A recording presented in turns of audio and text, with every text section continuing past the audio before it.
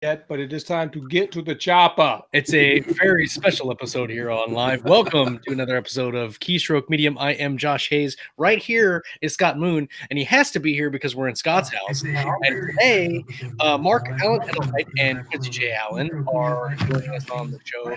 And we're talking about collaborations and Romans and dwarves and magical dungeons. And so feedback loops. And feedback. Yes. Yeah, I'm getting it through. I know what to do. Hang on. Probably that whole discussion we had. It came up on YouTube. That works. It was on my main monitor. I'm like, what the hell? Yeah, what is going on? That's really good. Either that or I'm stroking out, right? Yeah. Having a stroke. Everybody in the live chat's been going crazy here for, man. 622 was the first person we had in the live chat. Ken was first today, so Ken gets the round of applause sticker from Keystroke. Thank you for being first. The surprise is what it always is, absolutely nothing, but you're welcome, and congratulations for that. Everybody that's there, thank you guys for coming and hang out with us on a Monday. Marc, thank you for returning. This is a fourth time? I think fourth time. Wow. Yeah. How many times have you had Weber on? Do what? David Weber, how many times have you had him on? It's getting close. 3? 4? Is it 3 or 4? 3? I thought it was 4. 14. Yeah, he's 3, but he's at the time that he's been on has been like 8. Well, our last interview was like almost 2.5 hours long, if I recall. Yeah. That's true. So you guys are pretty close to like neck and neck on the longest guest returning thing. And Quincy's never been on the show. I have not. Thank you for agreeing to come on. Thank you for having me. It's a pleasure.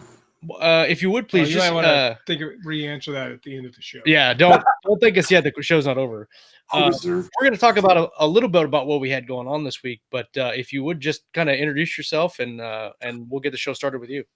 Okay, so greetings and salutations. I'm Quincy J. Allen. I'm a cross-genre author. I've written to date 5 complete and now published novels. I have also written at least a draft version of the 6th that is a collaboration with Marc, Alan, Edelheit. Most of my stuff has been, I'll say, leaning more towards pulpy with lots of action and severed heads and gunfire and dead bodies. Yeah, so, it's my first book was sort of alien sci-fi detective noir in LA. Deadpool meets Sam Spade. I have a steampunk epic fantasy western series that I'm working. Book 4 of that hopefully will be out if I can manage it by the end of the year without interrupting the work I'm doing with Marc. Just had book 3 of that series just came out. I've got a couple of short story collections, and all particularly in the short story collections, you'll see I'm all over the board. Sci-fi, fantasy, paranormal, horror, alt history, steampunk, noir. I do it all, mostly because I'm ADHD and I don't like to get bored. I mean, that's really what it is. Okay, I need to write something else, and so I do. I'm actually currently also working on I'm also working on a military sci-fi with Kevin Mary. We're in the process of that. And then the big one really is what I've been doing with Marc, which has been a fantastic experience so far. It really has. We're gonna see if when we hook up with Dragon Con if he's gonna kill me. But no, I saw what you did, that blurb you posted with what you revised, and it was awesome. So I think that is unlikely, right? Okay. I would say it's impossible. I'm not the easiest person to work with, but only a Sith deals with absolutes, right? That's true. That's true. But actually, Marc has not completely proven that he is not a Sith Lord. So not yet. Not yet. Well, I saw a great video on Facebook today where they had Darth Vader pushing Kylo Ren on a swing, like father and son, and it was just he did, and for whatever reason it just made me happy. But yeah, the next pain would have been Kylo Ren on the ground with his knees scraped, crying like a baby. Yeah, Vader laughing. But did he have his shirt on or off? That's the biggest thing that you have to. It makes a difference. Man, I gotta tell you, Disney did a wonderful job with Marvel, but they hurt my soul with the last few Star Wars films. Yeah. It's just. I think they just chose the wrong guy to man the con. I have Yes. some opinions in that regard that I won't relate here. Oh, if you're on a panel with me this year in Ringo, I'm sure it'll come up somehow. But If that's the case, I would love to go on a rant because I will go on a tear. yeah, Well, I think the biggest thing that I don't like, and Star Wars always been kind of pulpy to just be pulpy, but the thing that I don't like is they wrote a whole movie, filmed a whole movie, set a whole bunch of stuff up, and then in the very next movie just basically threw all that shit out the window, and none of that matters now.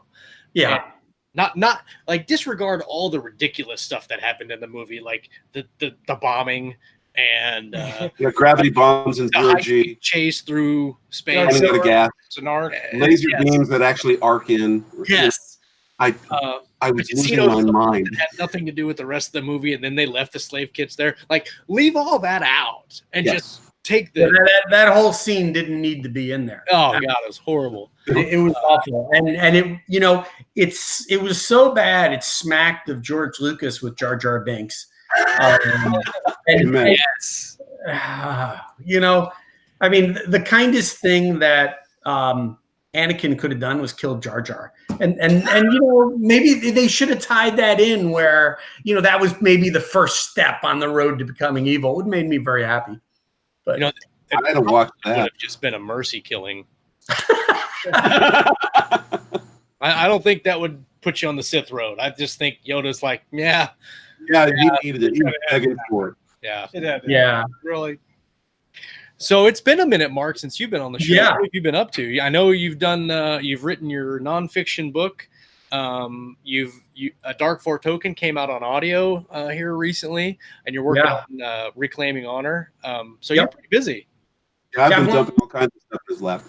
Oh yes, I almost printed out the book we're working, and Quincy gave it to me, and it was about 180,000 words. And by the time I'm done with it, it's going to be excess of 200,000. But I've actually launched 3 books this year. I launched, I know, and I got two more coming out before the end of the year. So we'll see how that goes. But I had Fortress of Radiance pop out around January 1. That was book 2 in the Karis Saga, which really did very well. And then I had a Dark Fort Token, which was book 3 in Tales of the Seventh series. That came out in April, and then the audiobook just came out. And then today I launched Every Writer's Dream. Although print's not available yet, it'll be available in the next few hours. But it's I do a lot of mentoring and consulting for aspiring authors, and I kept finding myself saying the same thing over again. And I was like, why don't I just put it down to writing? And that happened. Let's see, it was let's just say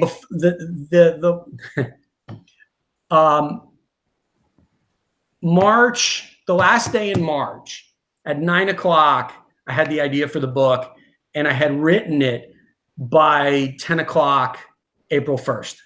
And, there's still a lot of work that needed to be done, but it just hit me. I wrote down my notes, and I just wrote it like I was talking to somebody.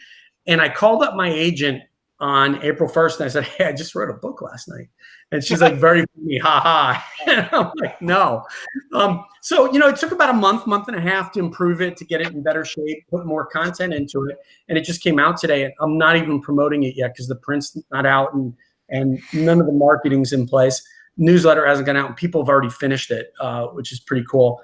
But it's really designed to help those people that are either wanting to write a book, or they've written a book, they've got a book out, and it's really about how to build your author platform and what you need to have in place to be successful. So hopefully hopefully people will find it useful. And it's my goal when I wrote it was not to write like War and Peace. It's a very quick read, very easy. It's really good, actually. I'll throw this in. I've already recommended it to a couple of friends of mine as a place they need to go. They're hybrid authors, and it's information they need. So it's well worth what's in it. Absolutely. Well, yes. I got to read an early copy too, and it's a really, really easy read, but it doesn't, and it's short. There's some story aspect, but not a whole bunch, just kind of a little bit of a build up to get you to that point where you get some context. But the meat is very much there as soon as you start reading. And so there's a lot of author books out there that are like, when I started out, I wrote on this typewriter, and I'll give you my long drawn out history, and then we get to what we want to talk about. But this book's what? It's like the book. I think it's like 100 pages, right? 34 pages. Yeah, so it's not super long.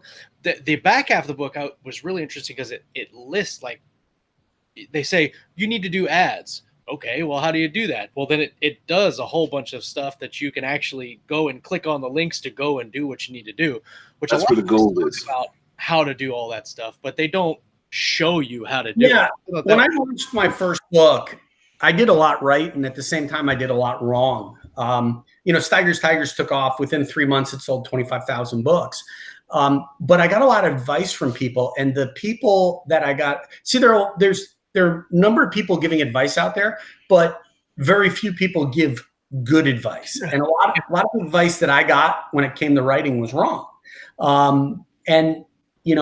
Thankfully, I picked up an agent, and she began my education. But in the last 4 years, I've got 10 books out now in 4 years. It's crazy. In the last 4 years, I've learned so much that I wish I'd known when I started writing. And if I had, I would be even bigger than I am now. And I haven't looked in a while, but I think we're pushing 400,000 books moved. And we're well over 60 million page reads for Kindle Unlimited now. By the end of the year, I'm probably going to be at over 100 million. I think Quincy's, the book Quincy and I are working on, I think that's going to really help get me there because it's such a big book. Oh, I hope so. It's Quincy's going to be like, I got you to 100 million page. Oh yeah. He's going to word that one up. That's Did I mention I'm Italian? What? I said the same thing to Richard Fox, and Richard Fox sent Scott and I a message one time, and his book cover, or his book, what was that? It was his sales. Yeah. But what was the site? It was like $2 from hitting his million. Yeah, it was like 999,000 and like 6 cents or something like that. He was like, I'm so close. And I remembered that I hadn't bought his latest book. So I went and real quick and bought his latest book, and he recycled it, and it went over $1 million. And I just made Richard Fox $1 million. You're welcome. Made you $1 million. There you go. That's awesome. Did he say thank you? That was pretty cool. I think so. Did he say thank you? I don't know if he said thank you or not. What he said. At least send you a cigar or something. I mean, good job, smartass. I got some cheese and a sausage for Christmas. Right? Yeah, and that's Christmas sent out. Yeah. Yeah. So Quincy and I have been really hard at work for the past almost a year now. Quincy started in early November. Yeah, and we've got this really cool story that takes place in my universe on the world of Tanis. A couple of years before the Karis saga takes place, and it's this world that's caught up in a war. It's basically good and evil, boiling it down, and evil is sweeping across the face of the world. And it's this cool story about this dwarf that he's got the world against him, and he's caught up in this war that's not a war of his making, but it threatens his people, and it's how they survive. And it's really his tale. And Quincy and I have been working on it, as I said, for almost a year now, and it's going to be just a massive tome. In fact, we were just talking about book 2, how much time. I was like, I don't want it more than 22 chapters. Well, we'll fix it in the outline, right? We'll 38 chapters. But it's really a phenomenal story, and I'm getting into it. And as Quincy did a lot of work, it came to me. I reworked it. He went and reworked it. It's gone back and forth. A lot of times when you get collaborations, sometimes it's just the author putting their name on the book. This is really a true collaboration between Quincy and I. And he's a hell of an author, and I've learned a lot from this process. And I know he has. And I've never I've never worked with anyone writing before, so it's been a real education for me. And I think between the two of us, it's going to have its own. In fact, I know it's going to have its own unique tone, and it's a really cool book and a really cool story.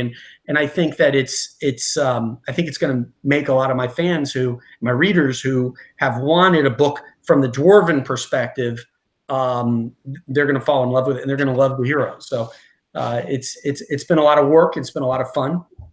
And Quincy's been a good sport throughout the whole process. So I'm gonna have a private call with Quincy at some point in the next year and be like, really, just tell me how it works. Prepare me for. So for those of you who don't know, Josh is going to be writing in my universe as well, and seatbelt on. Yeah, so it's too late now, Josh. We've signed the contract. Yeah, you're committed now. It's worth it. I'll say absolutely unequivocally, it's worth it. Yeah, but it's I was at a convention actually it was last year at DragonCon, and this author who shall remain nameless but has been on your show turned to me and he said. You know what you need to do now? And we're at a panel. There's like it's science fiction panel. It's like 600 people crowding in the room for like 300 or whatever. And it's hot. I've been drinking. A bunch of other people have been drinking, and we're getting ready for this panel. It's like my third of the day, and he's like, "You've had success, and I've read your book." And I'm like, "You have? I kind of grew up reading yours." And he's like, "Yeah." He goes, "You know what you need to do now?" And I'm like, "What?" He's like, "You need to share that success." And I was like, "What do you mean?" And he goes, "Well, you got to bring other authors in that are deserving, that are aspiring authors, to really share in that success, to have them write a book in your universe." And what it ends up doing is it gets more of your books out for your readers, but it also exposes that deserving author to new readers. And I thought about it and I said, it's really not a bad idea. So actually, it was not last year, it was the year before, because I spent a year looking for authors. And while I was at DragonCon, I sat down with a bunch and had interviews. And I wasn't really feeling comfortable. And then Quincy walks by, and my wife's like, "Well, that was Quincy from SuperCon." And I'm like, "Yeah, so?" She goes, "What about him?" And I'm like, "Never thought about it." So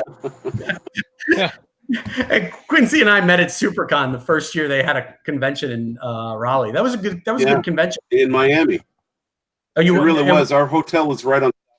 I didn't go to the Florida one. I went to the North Carolina one. Oh, okay, got you. Yeah, that was the first year they had it there, where they were expecting like 15,000 people, and they got 40, and they ran out of badges. Yeah. They had to use little twist ties. Gotcha, and that's when it's now Galaxy. Did they borrow those from the police, the zip line? Yeah. So they made a Galaxy Con then after that? Yeah, that's right. This is really Galaxy Con. They sold the brand, and it's the same show under different management. It just went on, and it actually apparently went very well. That's awesome. It was a lot of fun. I have to limit the amount of shows that I go to. We turned down Comic-Con in San Diego this year just because I've got too many projects in the fire. And as Quincy knows, I only work half days.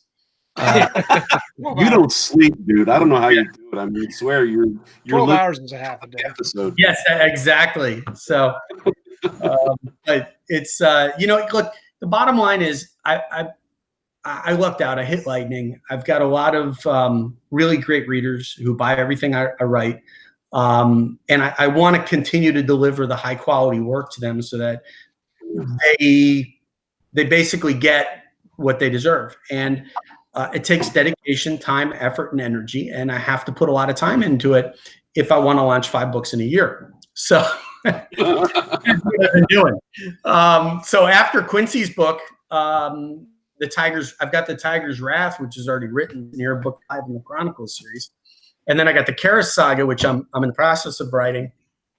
That'll come out probably in January. So, I couldn't get 6 books, but I was shooting for it. But I'm running out of time. So goals. Gotta have goals. Gotta push the envelope a little bit. Well, That's true. If you want to get over the hump, you have to. I've really wrapped my head around that notion this year. And it's hard today as an indie. It really is. For new indie authors coming into the marketplace, it was hard when I came in, when I launched my first book in March of 2015.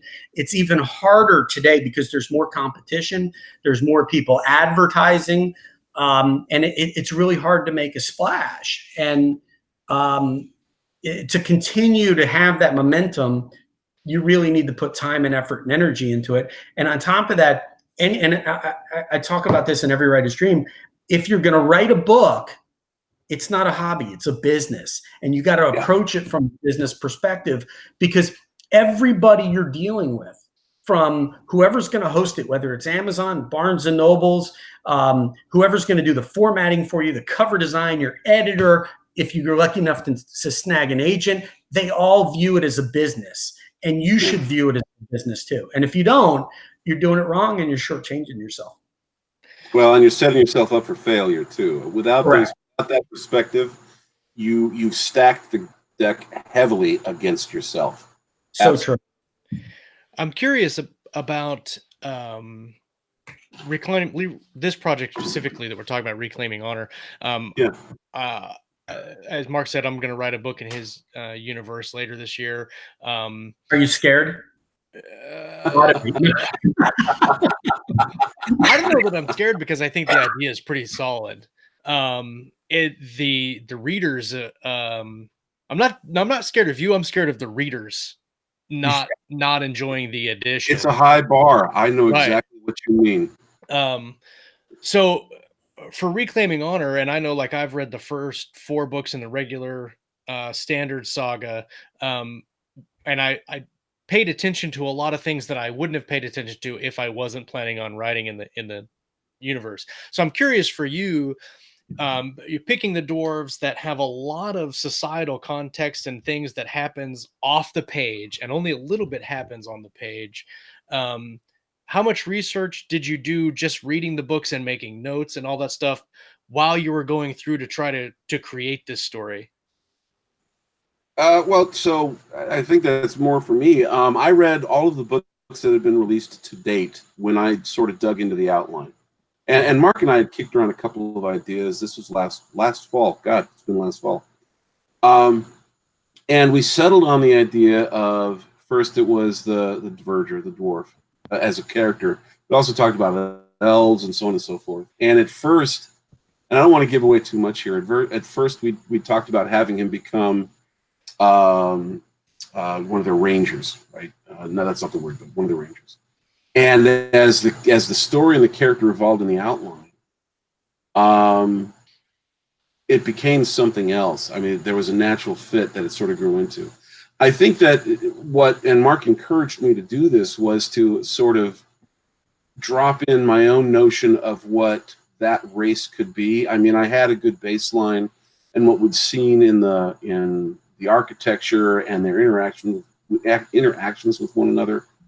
And so all I really did was sort of plant myself in the notion of he's a kid, really, right? Imagine him right out of so the equivalent of military academy, who's been on his own for a while, and what would that kid in that culture be like? And I sort of just let it run away with itself.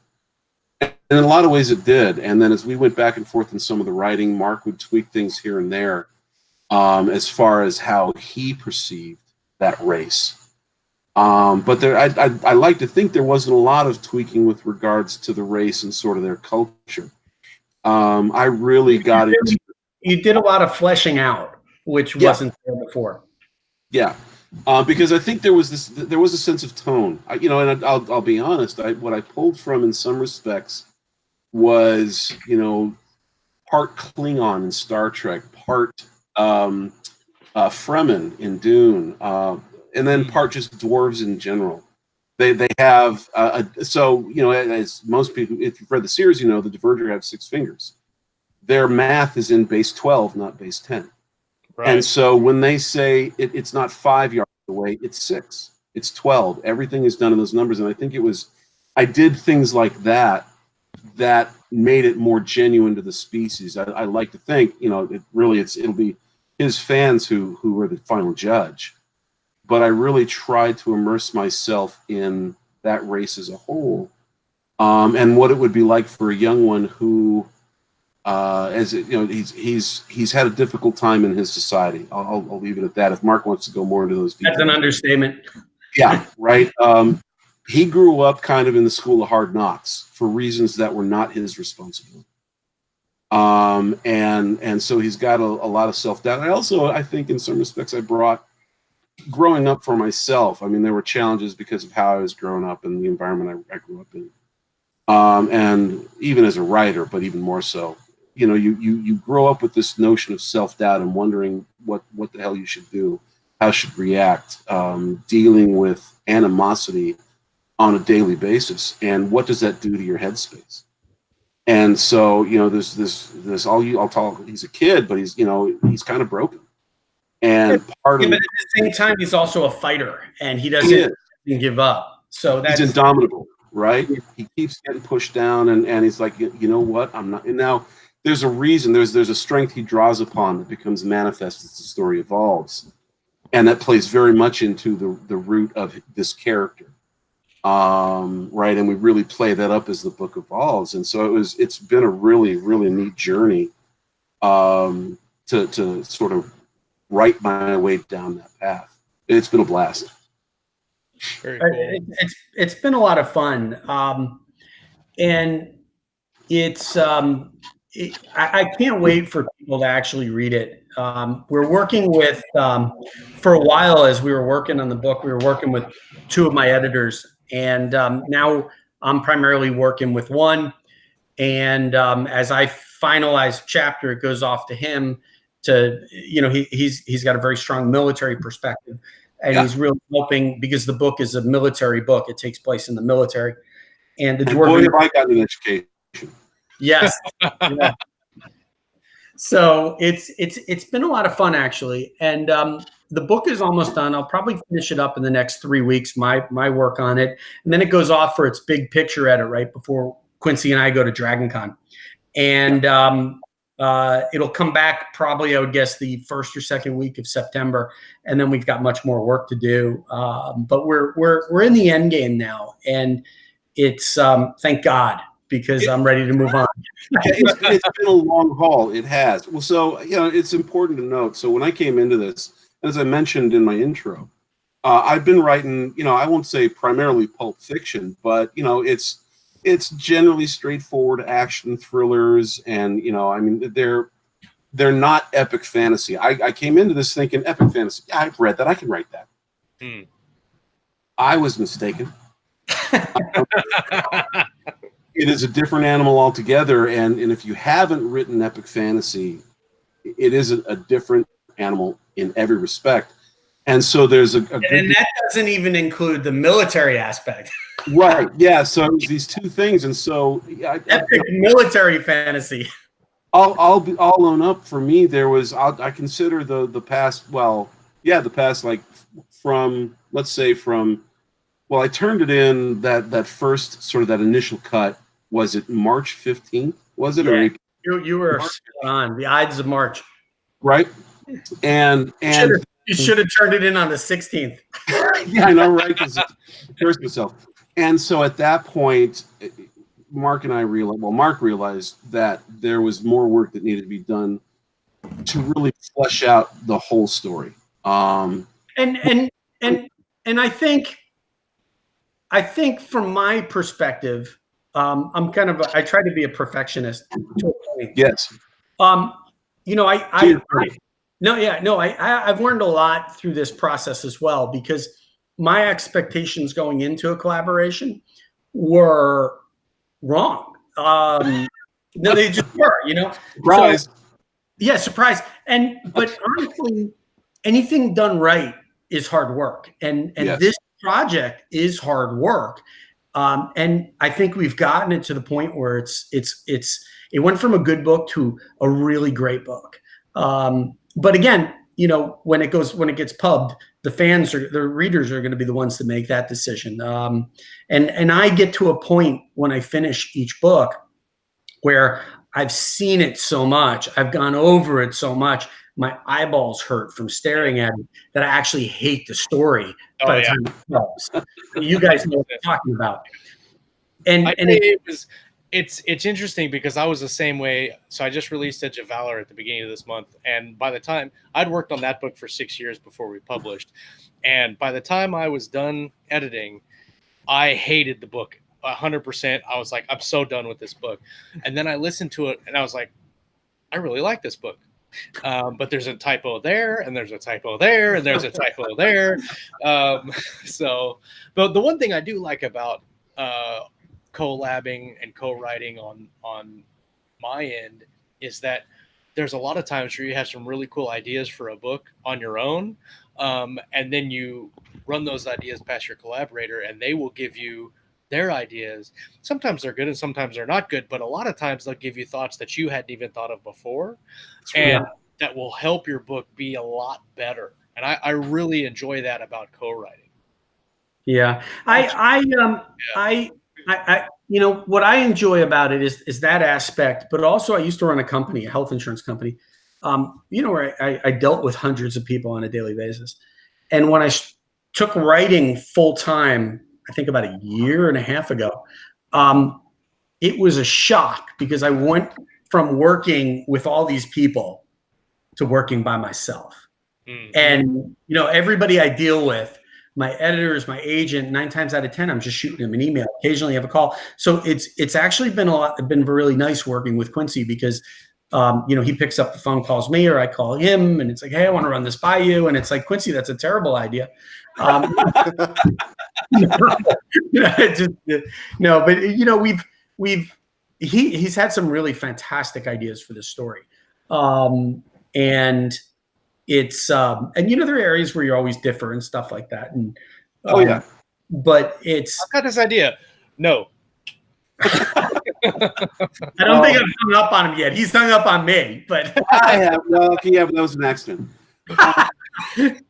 I think it's an asshole. Click. No. I think it's important to note here. You know, you're not in a tunnel. You're breaking up. I'm in a tunnel. Really quick, I want to do our show sponsor so we don't forget it. That would be irresponsible and wrong, and we could be punished if we didn't get that done. Severely. Or at least censored, right? Right, probably. Before you do that, though, since I snuck in late, I just have to ask. It's been driving me crazy. Did you guys finally break down and move in together, or what happened?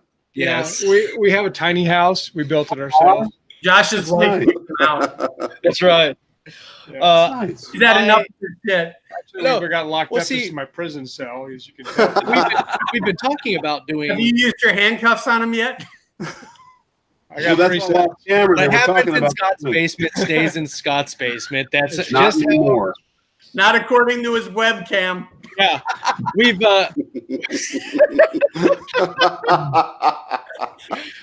No, we've done an episode at my house, and but we thought it would be cool at some point because he's going to go full time hopefully next year, and we thought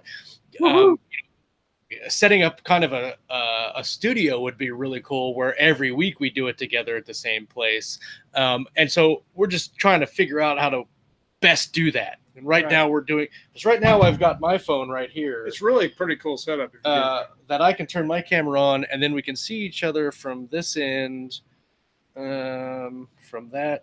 No, fancy. Oh wow! Yeah, just show my mic. 21st century is a wonderful thing. Mostly, I'll walk you around Scott's office before we. So the sponsor for tonight's episode is Ruins of the Galaxy. We actually used this book several weeks ago when Christopher Hopper released it, and now it's being re-released with Jeff Chaney. And it's got a fantastic new cover on it and a new blurb, which makes me kind of sad because the first blurb was like one of my favorite blurbs I've ever read. So Ruins of the Galaxy by Chris Hopper and J.N. Chaney. The mission is simple: escort an emissary to an intergalactic peace summit. Try not to get in the way. Lieutenant Magnus and his 79th Recon Team has certainly handled worse, after all. But when an explosion rocks the tower and sends everyone into a panic, Magnus and his asset find themselves cut off from the rest of the team. Worse still, a dying alien chieftain gives them a priceless drive of intel, marking them for death. The mission has officially changed. With enemies on all sides, Magnus must do everything in his power to protect the emissary and escape the tower.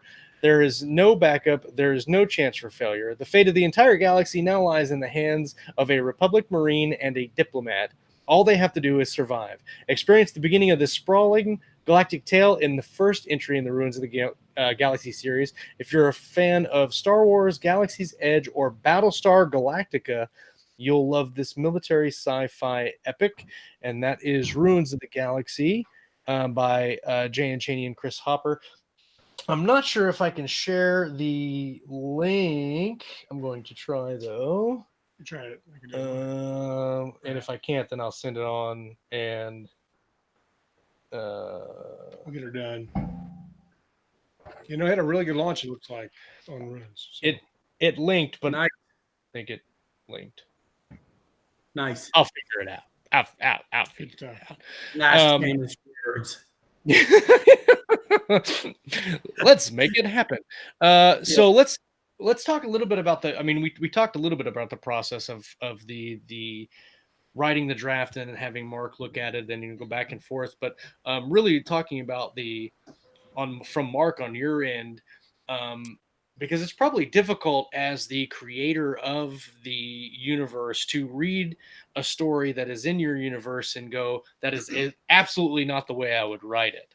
But to step back and go, this is another author's voice kind of in my universe, so I need to kind of move past a little bit of that, see what he's done, and not just simply look at it as go, 100% that's not what I would do. So I'm curious how that beginning process went back and forth, and how did that start up working?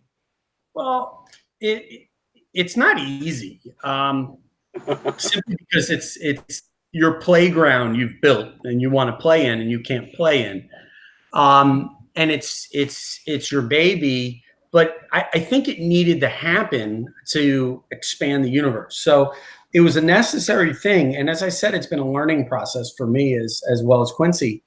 There's been a lot that I've learned through hard knocks in the publishing world, and everything that my editors have beaten into me that I'm doing my best to help him grow as a writer. And at the same point, he's helping me grow as a writer. So, there's certain things that where you hear, you read something and you're like, oh, hell no.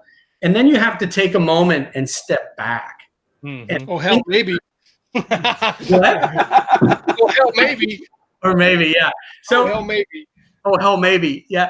So, you got to sit back and you got to think about it. And, one of the biggest things that most writers suffer from, and, I've heard this from my agent, I've heard this from other agents as well, publishers and editors too, that the reason, well, my feeling is a good reason that many people fail as an author is because they can't take feedback or they can't hear constructive feedback. And when you hear it, when you get your book back from your editor for the first time, there's like 32,000 changes in there, and it's like overwhelming. And you're looking at it like, oh shit, man, how am I going to get this done? And you're like, I wanted to be a writer, but never mind. Yeah. No, yeah, I know she hates me. No, she hates me. It's like that kind of stuff. But what you got to do is you've got to realize that your editor is not there to criticize your book just because they can. They're there to help make your book bigger or better. And what you've got to do is you've got to internalize that feedback, and you've got to take a step back and think about it, and then approach it with fresh eyes. And it's for me, a lot of it has been that, where I've had to take a step back, think about it, and then say, okay, well, you know what? This is really cool, but it could be better this way. Instead of just saying, this is terrible, we're going to junk it, and somebody types really loud. That's Chuck. Sorry about that. But from my perspective, from my perspective, it's been a learning experience on my end, and I'm sure just as much on Quincy's end. And to give Quincy his due here, he takes feedback like a champ, and really rolls with the punches. And I don't sugarcoat anything. Do I sugarcoat anything, Quincy? No, you're very forthcoming.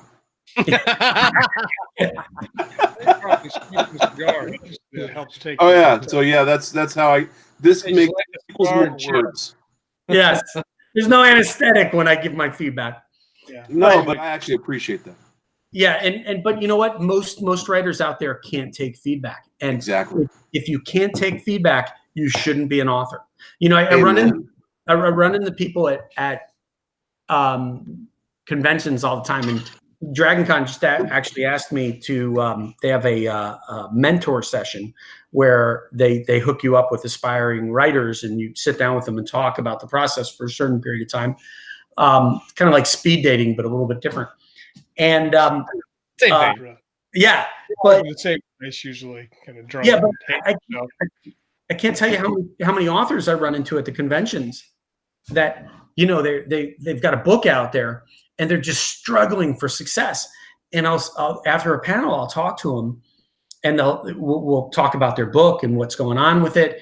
And I'll look up while I'm standing there. I'll look up the book on Amazon, and I'll see it's got either a handful of reviews and they're mediocre, or there's like maybe 30 reviews, and half of the reviews are people that the author knows, and the rest are mediocre.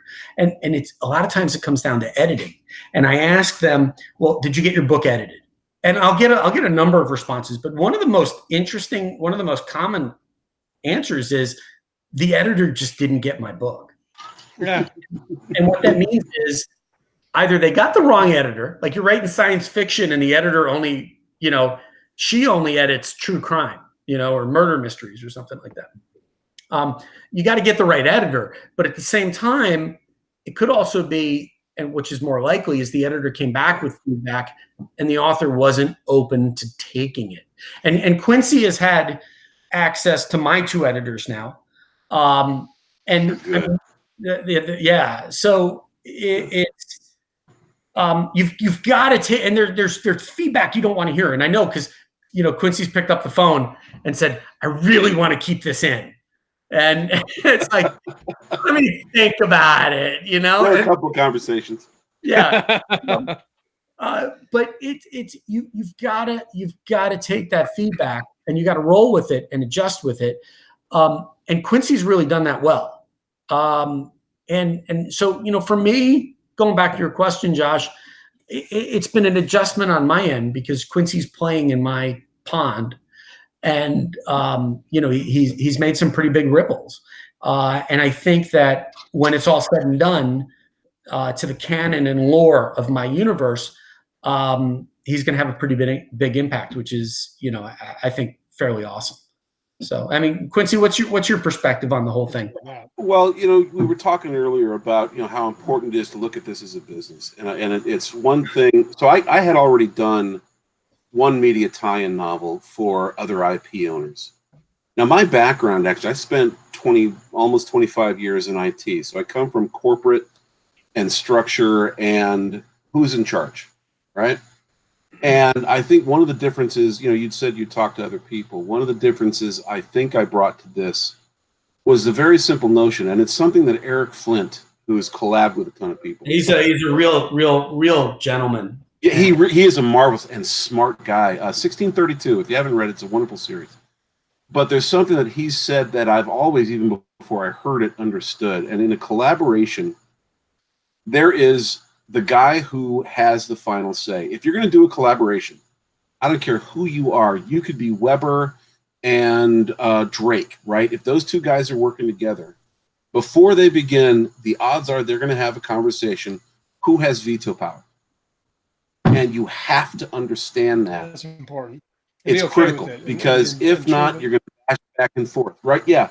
That's right. And you have to be willing to Mark's point, you're right. You have to be willing to, and I think as a writer, you have to be willing to take criticism because in an echo chamber where it's just your voice, you're missing too much and your voice isn't enough in some respects.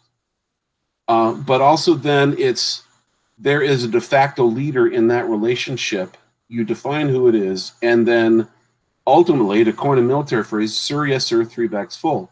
And I don't say that with any sense of disrespect or complaint. It's with absolute respect, because I'll tell you, this guy, Edelheit, he certainly taught me more about writing in the past 5 months than I'd learned in the previous 3 years writing my stuff in a relative vacuum. I've done critique groups, and I've studied, and I've done all this. I've got a good craft, right? I've got good novels, but thanks to his input and a lot of time, I'll say this: a lot of time he invested that he didn't really have to. I am better today, and it's manifesting in the manuscript I'm working with Kevin Eikenberry on right now. It's manifesting in what I'm writing now. I'm going back and actually making tweaks, because he and I are writing in tandem. And I'm going back and making adjustments to prose where there's a data dump, and I'm going back, Marc, and I'm dropping it in dialogue. And it works so much better. That was one thing that he had to kind of hammer into me. And my editors and my agent hammered into me. Yeah, so those people, through Marc, have taught me to be better than I was in January. Now I've treated this exercise as really, for me, some basic training to bring my writing craft to the next level, right? I want to sit where Marc is sitting, and I'm not there. I'm way not there yet. And I think it's interesting to touch on what you said is defining who has veto power. Yes. And in this instance, it's a very easy choice. It's Marc's universe, so he gets veto power. Yeah, it was an easy decision. That's so in the contract. In the contract. Yeah. But I had to learn that.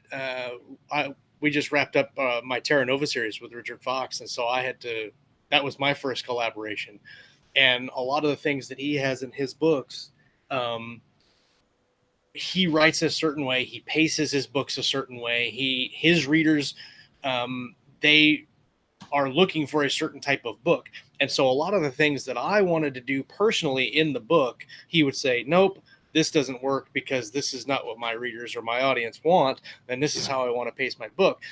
And me, I would disagree, but it's his universe. It's his fan base. So I step back and I go, okay, I'll cut that 5,000 words and I'll use it in something else. If I can work it into a different book that I'm writing that I can do my own thing with. But that was like right out of the gate. That was one of the things I had to learn being a collaborator in someone else's universe, not just the how to do it, but when to just say, okay, it's your audience, your audience, and I will respect what you say in relation to your audience, but also learning how to, like you say, criticism. And I think that makes writers better, because you hear a lot of stories about, like you were saying, about authors that send their words in, the editor sending them back, and they say the editor didn't get my story. It could just be that your story was horrible and you don't want to hear that your story is horrible. The editor want to die. The editor wanted to shoot themselves in the face if they had to read any more of your words. I accepted it. Yeah, part of that problem is when you get done with a book, and even I'm and you guys know this because you're all authors. You get done with a book, you're tired, you're exhausted, you don't want to see it again. And then the editor comes back with changes. And the last thing you want to do is work on a project that you consider done. Absolutely. I think that's where the resistance. Now you've crushed my spirit. Thank you very much for that. Yes. But Josh, you're right. It's not easy collaborating. I don't think it's easy on the person that owns the IP universe, and I don't think it's easy on the person playing in the pond. But I think if it's done right, you can really, really do some amazing stuff, which I think Quincy and I have done. I agree. I think there's this notion, it's the old adage, the sum is greater than the parts. And I think that you can achieve that in collaboration. And interestingly enough, there's an Indian term, and actually I learned this from years ago, an ex-girlfriend. And she Vicky around? No. Well, I doubt she's watching it. It's been a while. But she coined the phrase creative sangha. And Sangha is this Indian term that means that these people get together, and when they do, there's this synergy that is created that enables them to do something they wouldn't have otherwise been able to do, and certainly not on their own. And I think that and certainly, like I said, reading back and forth, what Marc would layer in, what I would layer in, back and forth, I've seen that manifest. And while it has been, I put more work into this book than any other novel I've ever written, maybe even any other two. Well, Lord knows it's long enough. But the fact is that I think the quality of the story and the depth of character and the expansiveness of this world and this culture that Marc and I have together built I think it's well worth the effort, right? And I think that's the best payday. Okay, it's mostly the best payday there is. But there was something else you touched upon is finding that voice. Because I knew from the get-go, Marc has a huge and well-established fan base that expect his voice and expect a certain level. It was up to me as, for lack of a better word, the employee. I mean, that's a harsh way to put the relationship, but sure. But to make sure that I hit that bar or get as close as I can so that he has less work to get to the finish line, right? And in the next book we write, because we're committed to 3. We're going to do a completely different approach to it. Yeah, exactly, right. And it's going to be a lot easier. I will be what I'm handing off to him will be closer to the Marc than the stuff that I'd handed off before. And that's in no small part because of what I've learned.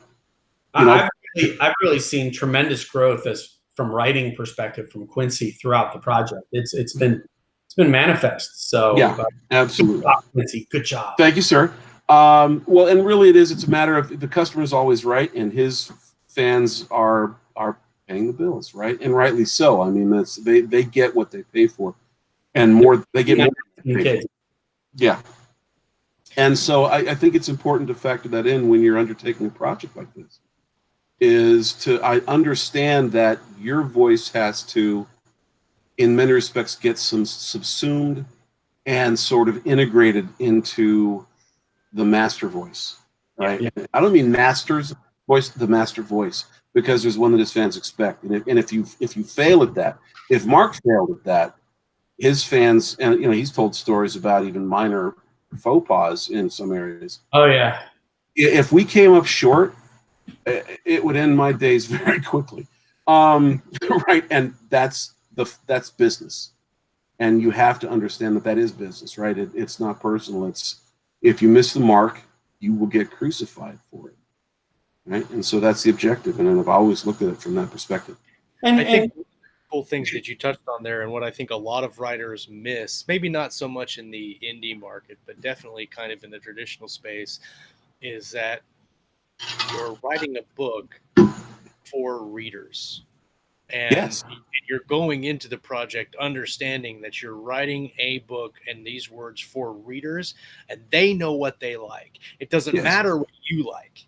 It doesn't matter what this author over here likes. It matters what the reader wants. Yeah. So from Marc's perspective, he has a fan base that eats his stuff up, that just love his type of writing. And so he knows literally what his readers want. And so that is a thing that I think a lot of writers miss the mark on, where they're like, I am wanting to tell my grand saga and I'm going to do everything that I know how to write. And if the readers don't like it, then the readers are wrong.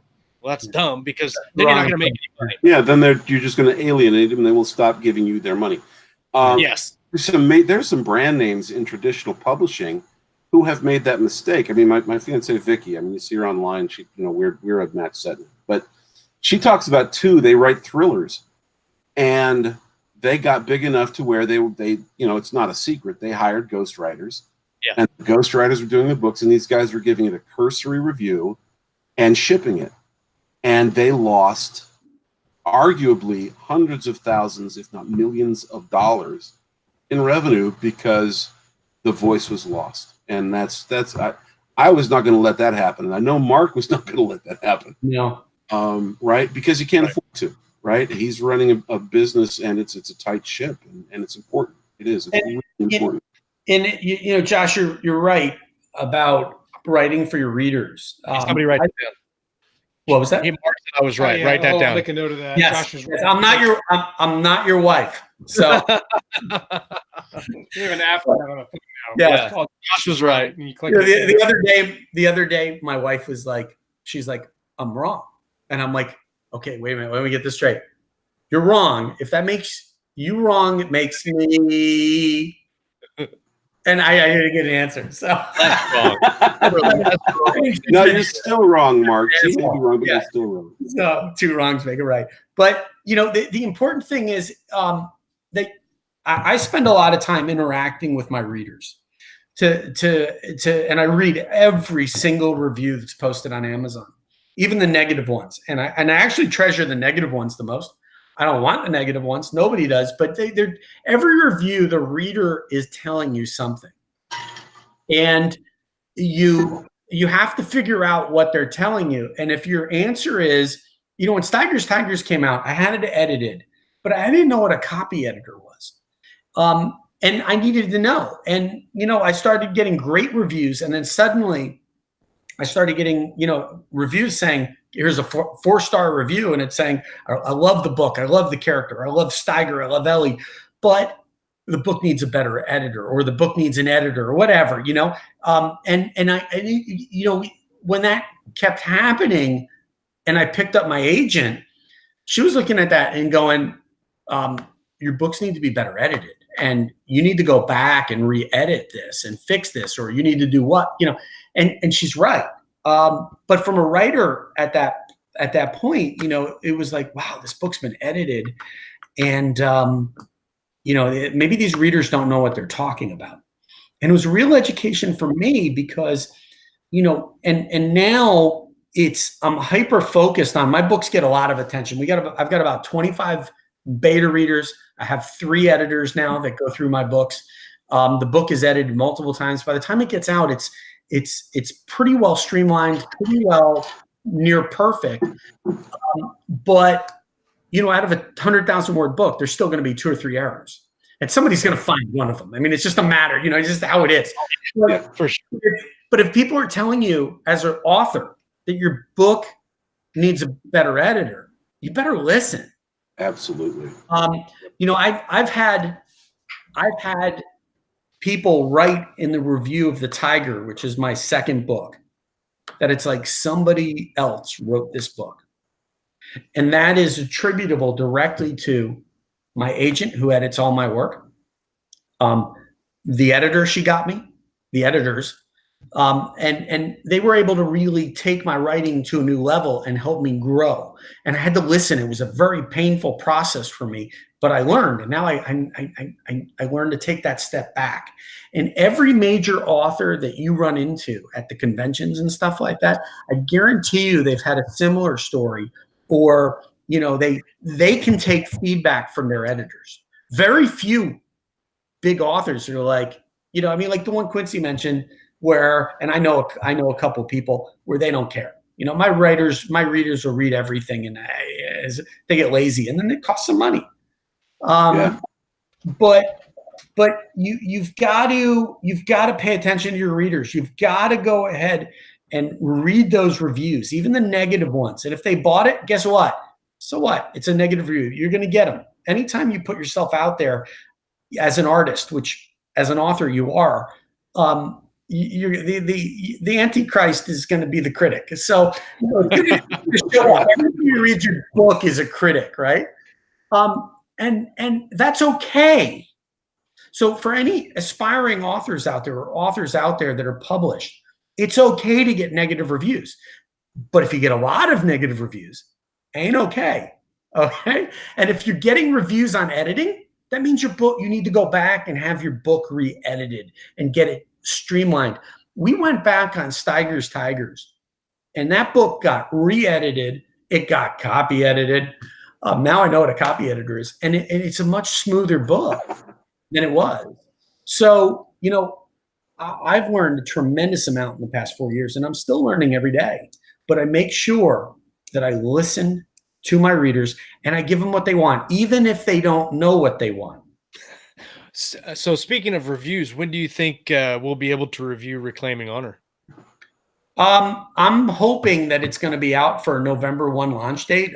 We have a deal with Audible where once we hand it off to them, it's there's a 60-day delay because they want the audiobook to launch at the same time as print and ebook, which I'm okay with. Yeah. I think we're going to hit that target. And the book, if the book gets over 200,000 words, it's probably going to be a 23, 24-hour audiobook. So, I'm probably going to buy the narrator a bottle of scotch or Makers to help his voice afterward. Tell him I'll send him a bottle of Boone's as well. Boone's, yeah, not wine. So, I think we're going to have that out by November 1. And and before I forget, for those people that are authors out there, I created an author community called Every Writer's Dream, which is the same name of the book. I'm not really pumping the book, but it's really designed for authors to come together to form a true community. There's some pretty big authors in there. Jack Campbell's in there. I'm going to see when I go to DragonCon, if I can harass some of the other guys I know to jump in and participate.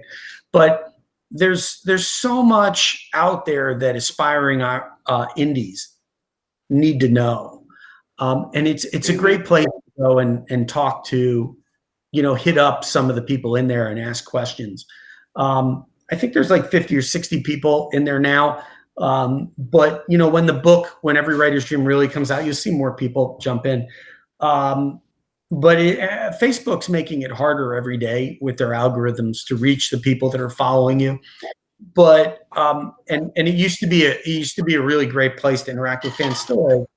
But for aspiring writers, it's really a community to help people grow as an author. So if you're out there and you're looking to connect with other authors, this is the place. It's called Every Writer's Dream on Facebook. Join it and feel free to share and post. Just keep it civil. No politics. Politics piss everybody off. We like to have arena battles in Keystrokes group where we can just get together and cage matches like Mad Max and Thunderdome. How's the live chat going, guys? Because I don't see it. It's out of control. It's been nonstop since 2 hours before the show. That's the live chat. If you're listening on the feed and you're not watching live on Monday nights, I say this every episode, and I think every episode no one listens to me on the audio. You need to come and hang out live in the live chat because that's where the action is at. That's where the fun stuff happens. That's where all the growth, the real personal development, the personal growth, the relationships are about. Yeah, definitely that. Definitely that. Are there any questions?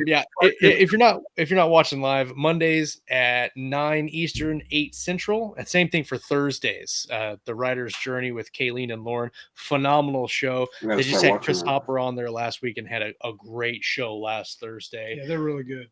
I don't have my calendar up, so I can't tell you what's next on Thursday, but I'm sure Kayleen and Lauren will tell me here in a second. Next week we're gonna have a run basement tonight. What's that? That's if you make it out of Scott's basement tonight. Yeah, we'll see. We'll we'll roll a D20 and see what happens.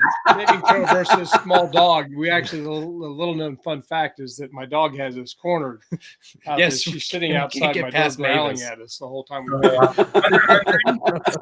Are there any questions from the live chat? Because I can't see it. Questions from the live chat. Yeah, let me see. There were some. I think you were kind of covering them as fast as they were coming. Yeah, there was most of the stuff that came in. We were talking about anyway, so there wasn't anything. A lot of talk about hand axes, or maybe that's. I will say for everybody that is watching live tonight that I don't know that this will be the last show that we do on Hangouts, but it definitely is going to be one of the last shows that we do on Hangouts because YouTube is doing away with Google Hangouts. No. So we are looking kidding. We are looking at a couple different options. One of the options we're looking at is Be Live, which is why you may or may not see a Facebook person called Keystroke. That is our joint account that if we have to go with Be Live, that is what we're going to use. And we're also looking at another open source live system that is almost exactly like Hangouts, but it's open source and it's not run off of Google. Lauren and Kayleen tried to use it on Thursday, and there was a hiccup, and I'm not really sure what the hiccup was, so we're going to try to iron that out. It's going to be on YouTube regardless. Hopefully we'll get that figured out, unless we go with Be Live. If we go with Be Live, then it'll be on Facebook, but we'll let everybody know when it comes to that. The audio is still going to be the same on Podbean and iTunes. But come back next week. We're going to have a roundtable. We'll put up a discussion vote in the group today, so we can talk about what we want to talk about on Monday. Right, yeah. And then we'll be doing some giveaways next Monday off the Mediums group. So if you're not in the Mediums group, go to the website, keystroke.medium.com, click on the Mediums tab, join the list. It's not a newsletter. It's just a list so that if you want to win stuff, you get on the list and we'll give you free stuff. And they're not telling me who's coming on Thursday because they're ignoring me. They're horrible employees right now. They're talking about hand axes. They're talking about their uses of hand axes and smoking tomahawks. Whatnot. Yeah, that's important. I mean, it is. So, Marc and Quincy, thank you guys so much for coming on tonight. It's been an awesome conversation. It flew by. Honestly, when we talk about collaborations on the show, we could talk for hours and hours and hours. Absolutely. And it's always great to get two collaborators that have been collaborating for a while that bring something else to the collaboration, because Scott and I have talked about our collaborations forever. Yeah. And now I'm getting all caps from Kayleen. We don't know Joshua. Jeez. It's an uprising. They're coming after us. You guys don't see me next week on the show. It's because everybody kicked me off. I've been voted out of my own company. Everybody that was in the live chat, though, thank you guys for coming and hanging out with us. It has been always so much fun with you guys pitching in and having your shenanigans in there. If you're just listening to us, subscribe on iTunes and on Podbean. If you're just seeing us on YouTube, subscribe to the channel, give us a thumbs up, and hit that little bell. You get notified every time we go live. And that's it. Marc, Quincy, Chuck, Scott. Thank you for having us. Yeah, thanks everybody for coming on the show. We will come back next week. We're going to talk about some reading. We're going to talk about some writing and everything in between right here on Keystroke Medium. Peace. Later, guys. Still live. Don't know.